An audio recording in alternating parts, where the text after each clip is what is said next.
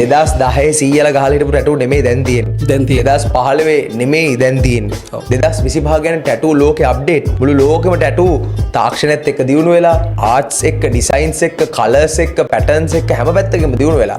ඒතර අප්ඩේටඩ් වෙච්ච දැනුමක්ද මෙතන හම්බෙන්නේ ළමයින්ට. ළමයි ආස අප්ඩේට් දේවල් ඉගෙන ගන්න. පරණ සිලබස් නෙමෙයි, පරණ හැමෝම උගන්වන දේවල් නෙමෙයි, හැමතැනම කරන ගින දේවල් නෙමෙයි. එයාට ආස අප්ඩේටඩ් ආටිස්ට් කෙනෙක් වෙන්න.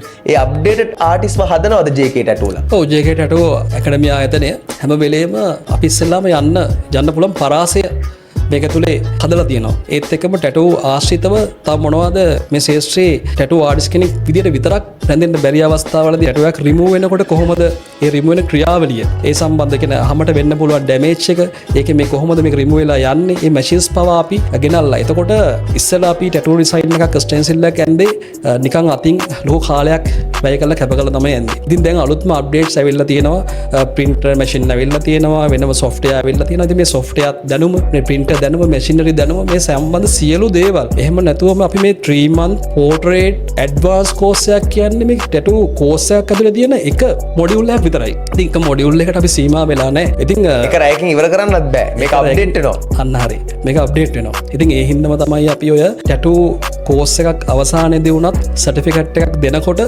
award එකක් දෙන්නේ. award ceremony එකක් පවත්වන්නේ.